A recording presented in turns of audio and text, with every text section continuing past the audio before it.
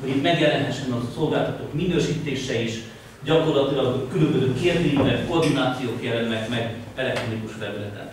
Ha valaki belegondol, hogy ez körülbelül mit jelenthet, például az hasonló dolog, mintha nem tudom, hogy hányan használták ma a Vatel vezető online kereskedési portát. Ott vannak ilyen dolgok, hogy árulják a portékákat a valakik, de közben ott az emberek hozzászólnak, minősítik, megbízhatóságot közvetítik egymásra ugye a rendszer. Tehát gyakorlatilag ez nyilván hasonló szolgáltatási felületet próbálunk majd ezzel biztosítani. Jelenleg ez papíron létezik ez a rendszer, fejlesztés alatt áll, meg azért ugye mivel nekünk van egy gazdánk, akik úgy hívnak, hogy minisztérium, bár most még nem tudom melyik, de van egy. Tehát ez most egy komoly gond, hogy melyik minisztériumi gazdánk, de van egy. Nyilván annak a jóváhagyása szükségelteti. Következő a pályázati nyilvántartó. Hát ennek egy elemében találkozunk most. Ez a pályázati nyomkövető rendszer. Ugye a pályázati nyomkövető rendszernek az a központi célja, hogy a pályázatoknak a szakmai megvalósulását, valamint a lehető pályázatoknak tehát a pályázati aktivitást kövesse nyomon. Erről egy picit még egy pár diát majd mutatni, tehát egy pár diát mutatni fogok. Jó tempó vagy? Lassítsák. A következő, ez pedig kimondottan a kutatásfejlesztésre szolgál meg a modul. Ez egyszerűen arról van szó, hogyha belegondolunk, most képzeljük el azt a szituációt, ugye önök a támok HRVG kapcsán most feltöltenek nem kevés adatot, tehát szakmai adatot. Vagy azért nem lesz az elektronikus azért különben. Tehát az FNF sokkal egyszerűbb, mint a referencia intézményi történet. Azon kívül csak most mondanám, és mindig elfelejtettem ezt a számot.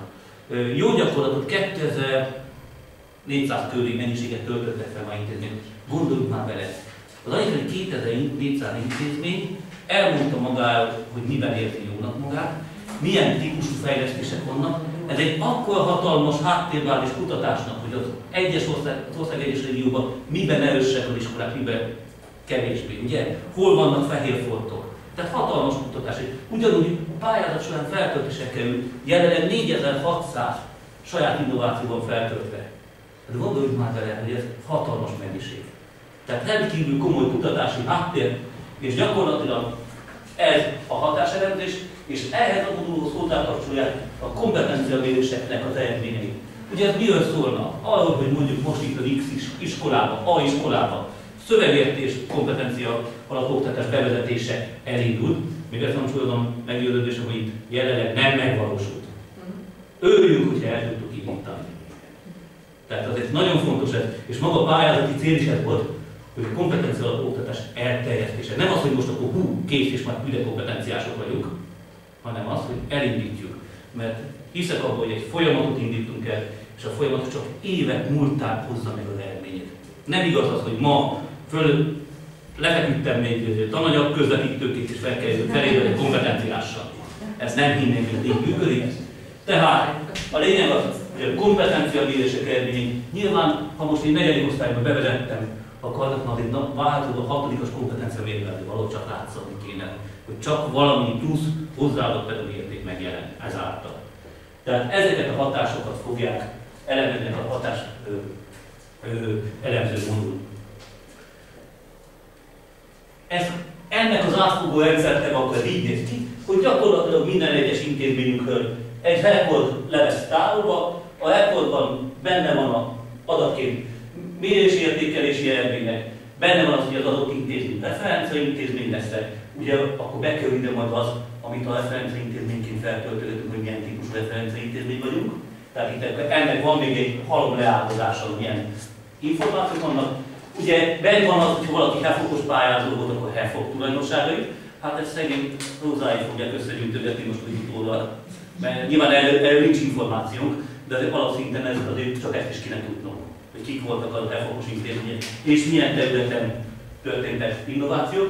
Ugye a távok HRVD-ből most ez a nyomkövető, tehát ez a pályázati feltöltőrendszer lesz majd ennek a háttérőbás, és stb. Ugye mit fog ez majd mutatni nekünk országos szinten? Mely iskolák az innovatívak, mely iskolák kevésbé innovatívak. Tehát ezt fogja mutatni nekünk ez a rendszer.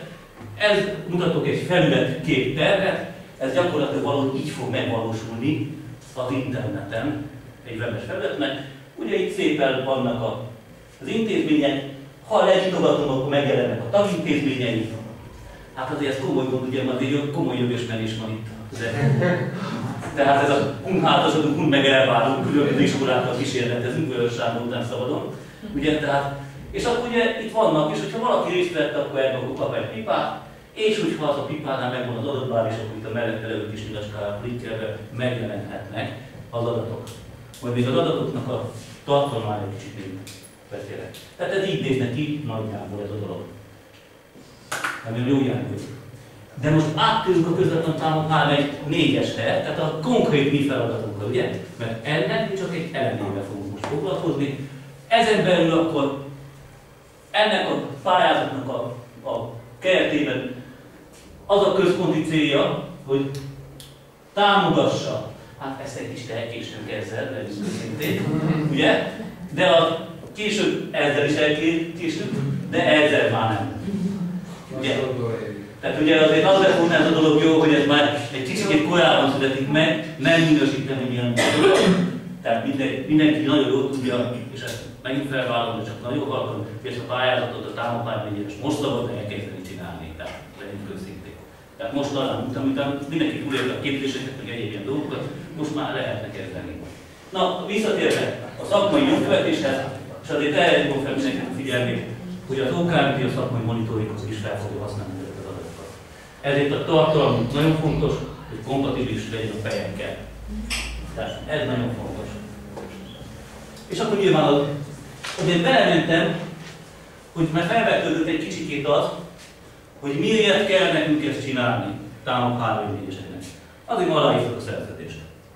Ilyen nagyon egyszerű, és a szerződésben a pályázati útmutató megvalósítására vállalható kötelezettségek, amelyben benne itt a támogháló 2-2-vel való kapcsolattartásról ír a C1.1, C pontja a pályázati útmutatónak, amely azt mondja, hogy a regionális hálózat koordinációs iroda segít, és emellett nyomon követő közoktatás fejlesztés szakmai megvalósulását, amivel kapcsolatban a jelen pályázózat kedvezményezetjeik adatszolgáltatási kötelezettség terheli. Tehát magyarul ez azt jelenti, hogy azért szükséges kitölteni, mert szakmai adatszolgáltatási kötelezettséget is vállaltak a pályázatban, a pályázó intézmények. Na most a PEI kitöltés, amiről ugye az E1.2 szól, az nem szakmai. Az pályázat teljesítéséről szól. Nem szakmai információ, ugye? Mert ott nem válaszolunk arra a kérdésre, hogy szövegértésnél az első osztályban milyen programcsomaggal dolgoztunk. Ugye az nem szakmai. Szövegértést vezettünk be, indikátor kész, úgy egy pénzt elköltöttünk, jó, és ezt minden nagyon ügyesen csináltuk. Ez van ott. És ott ráborítanak, hogy megfelel vagy nem felel. Itt viszont nekünk az a fontos, ugye az előző célokhoz képest, hogy milyen programcsomagot, mennyire voltunk elégedettek, milyen szaktanácsadást vettünk igénybe, stb. Stb. Ezért szükségeltetik ez, ennek a kitöltése. Róza elmondta, mielőtt nekiállunk ennek a rendszernek kitölteni. Felhívom figyelmet mindenkinek erre a gombra. Ha erre a gombra rákattintanak a felületen, megjelenik egy egyszerű szöveg, amely pályázat vagy az útmutatók tartalmaz a kitöltésre. Mindenkinek javaslom, hogy olvassa el. 11 oldal. Én magammal kritizálva is tudom, nem szeretek ilyeneket olvasni, de érdemes. Tehát megúszhatunk egy-két fölösleges telefont, néhány bosszankodást, érdemes elolvasni, mert benne elég sok mindent leírnak a rendszer működésére. Hogyan történik fel a feltöltés módja, és milyen jogosultságok vannak ebben? A feltöltés módja, ugye be fogjuk írni szépen oda a címsorba, hogy fns.edukáció.hu, amelyet önöknek a projektmenedzser MAS elérhetőségét megkapta. Itt van egy kérdésem, megkapták-e a hozzáférést a felülethez? Tehát megvan. Ugye, majd látni fogjuk, hogy a felhasználói csoportok egyrészt van az Edukáció Kft. És partnerszervezeteinek a felhasználása. Mi lényegesen több információt férünk hozzá, mint önök. Nyilván azért, mert az egészet koordináljuk meg. Nyilván önök nem férnek hozzá a csomagrendszer X intézményeknek az adataihoz. nem is nagyon rá szükség. Jó. Ugye következő a pedagógusok és internetetők. Ennek lesz olyan része is, ami publikus lesz. Nyilván azok nem mindenhez férnek hozzá, hiszen semmi közük nincs ahhoz, hogy az önök nevű XY tanácsadóhoz önöknek milyen véleménye volt. Az nekik nincs közük. De az, hogy milyen jellegű szolgáltatáshoz, és általában mondjuk az intézmény mennyire volt elégedett a tanácsadással, az már egy másik kérdés. De ugye amikor azt mondom, hogy XY tanácsadóval nem voltam elégedett, az személyiségi adatot volt. De az, hogy a régióban tanácsadásra általában így voltak elégedettek az intézmények, az már nem személyes adat. Tehát ezért az internetető, tehát a szabadon hozzáférhető réteg is van. Valamint ugye vannak a regisztrált felhasználók, önök, akik magával az adatbázissal a saját intézményi vonatkozásával foglalkoznak. Itt a regisztrált felhasználóknak két csoportja van. Az egyik minden egyes projektnél a projektmenedzser megkapta az edukációtól azt a levelet, amelyben benne van, hogy hol található ez az adatbázis, és megkapta az azonosítóját. A projektmenedzser ugye nem szakmai feladat végrehajtó. Kivétel, amikor nem így van, de általában amikor abban nem ez van. Ezért ő nyilván a feladat szakmai teljesítését nem tudja mindig követni, ezért a hozzátartozó intézmény vagy intézmények szakmai vezetőinek jogosultságot biztosított, amely a saját intézményének az adatainak eléréséhez biztosítja. Így működik akkor, hogy a fenntartó képviselő, a projektmenedzser látja az összes intézményének az adatait, de az általa kiosztott azonosítóval a szakmai vezető csak a saját intézményegysége, vagy ha ugye nagyobb városban van, ahol több intézmény van bevonva, akkor intézményének az adatait látja. Segítségek. Ha bajba vagyunk, akkor segítség az fnf.edukáció.hu levő elérhetőségek alapján. Ott van egy e-mail, amelyre kérdést tesznek fel, a kollégák igyekeznek minél gyorsabban válaszolni. Ez tényleg, hát most azért komoly beavazás van, de azért igyekeznek gyorsan válaszolni. A kapcsolódó oldal, hogyha valami információ szükséges, ugye ez a kosár.edukáció.hu, ugye kapcsolódó oldal jelen pillanatban két kapcsolati pontunk van, a jó gyakorlatok, meg aztán a saját innováció, mint kapcsolódó. És még egyszer visszagondolok ide, ott a segítség ugye? Tehát ugyanott, ahol már egyszer mutattam. Tehát ezen kívül segítség még hozzáék, akiknek ugye most az elérhetőségük itt. Meg hamarosan is kiteszek ide ilyen cédulákat, jó, tehát ilyen videókákat. Jó, tehát még egy kártyát teszek ki, és akkor engem is tudottan fel lehet hívni, hogyha megakadnak. Milyen adatokat töltünk fel? Ebbe feltöltendő adatok, amelyeket fel kell tennünk. Egyrészt az indikátor, most még, hogy én is elfelejtek itt tenni jól. Tehát indikátorok, ami nagyon fontos, hogy az indikátoroknál meg az alapadatoknál baloldali oszlopban látszódik a szerződéskor kötött adatok. Tegnap előtt